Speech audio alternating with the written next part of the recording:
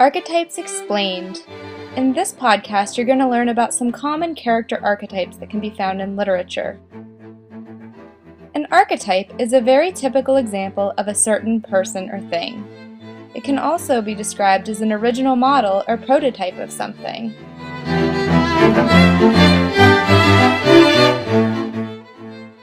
For example, Henry Ford's Model T Ford was the prototype for today's modern automobile. Studying archetypes is important because archetypes are recurring elements in stories that express the human condition. They further the plot and add value to the text. Many archetypes have roots in the first stories ever told, and all cultures have similar archetypes connecting human societies. Now let's look at some archetypes commonly found in literature.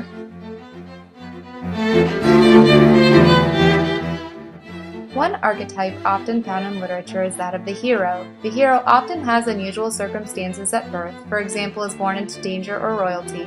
He or she leaves his or her family or land and lives with others.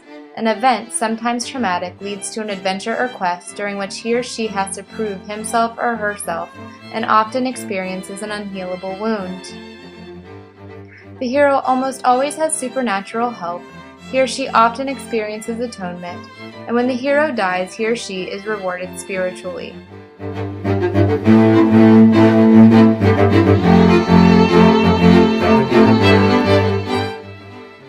Another common archetype is the villain. He or she acts as an evil foil to the hero, is deceptive, sometimes attempts to befriend the hero in order to ruin them and further their own agenda, and is often foiled by their own weaknesses.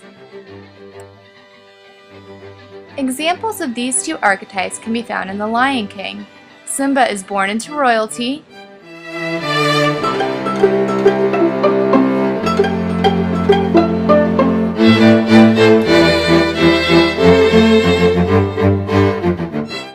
you have the evil villain Uncle Scar, who causes a traumatic event for Simba by killing his father, Mufasa.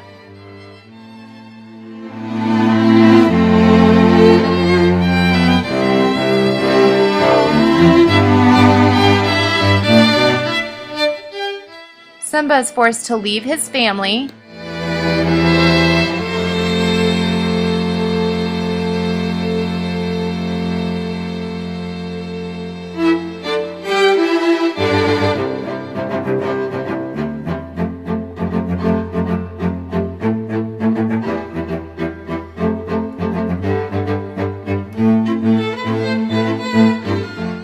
he lives with others,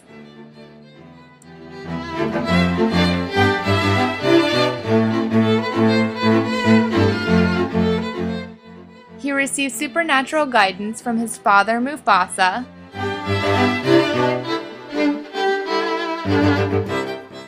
Simba goes on a quest to reclaim Pride Rock,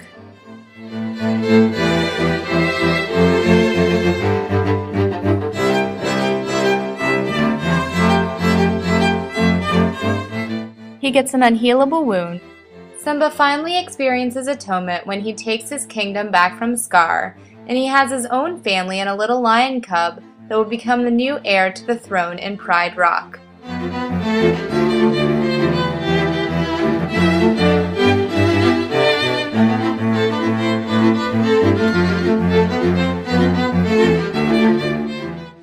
Another common archetype is that of the mother.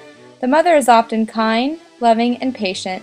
She guides children when they need it, but the mother can also be cruel, for example, the wicked stepmother.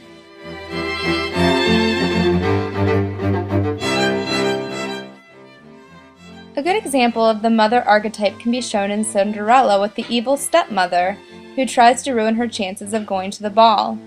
And then we have her fairy godmother, who is the gentle and kind and loving mother who guides Cinderella when she needs it and tries to make it so that she can go to the ball.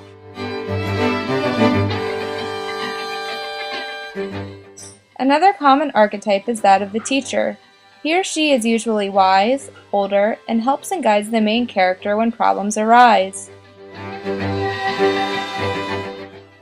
An example of the teacher archetype is the owl from Winnie the Pooh.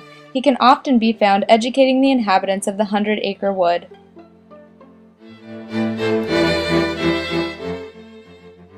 Another common archetype is the innocent.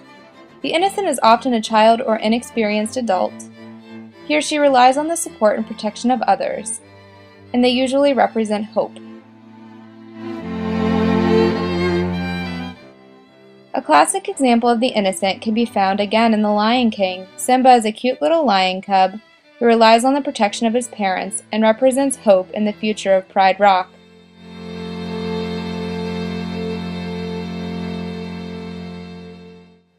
Another common archetype is the underdog. The underdog starts out in a position of inferiority and overcomes insurmountable odds to come out on top. An example of the underdog archetype can be found in the story of the tortoise and the hare, in which the very fast hare and the very slow tortoise challenge each other in a race.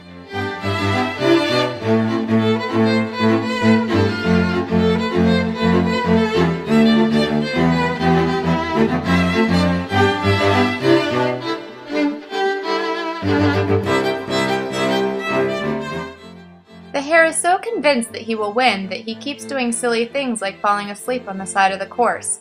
He is so sure that he can catch up at the end and beat the tortoise.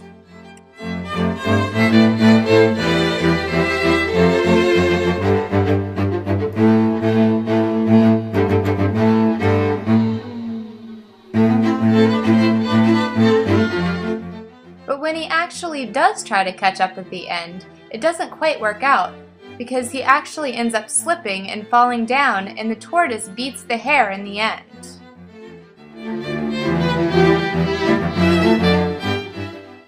Another common archetype is that of the double.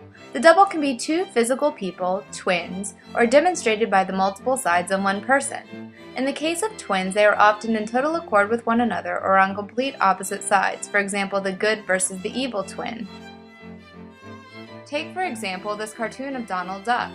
The angel side of Donald knows that he should go to school and grabs his books. The devil side of Donald, who's hiding in the mailbox, tries to convince Donald to go fishing. And Donald has to make a choice as to whether he's going to listen to his good side or his bad side.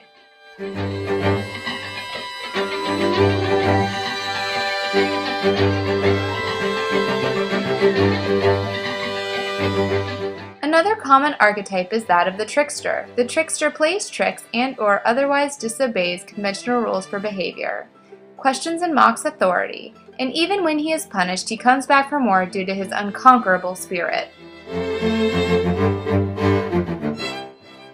Bugs Bunny is often portrayed as the trickster in cartoons. In this cartoon, he's wanted for some crimes, and Elmer Fudd, the police officer, has to go after him.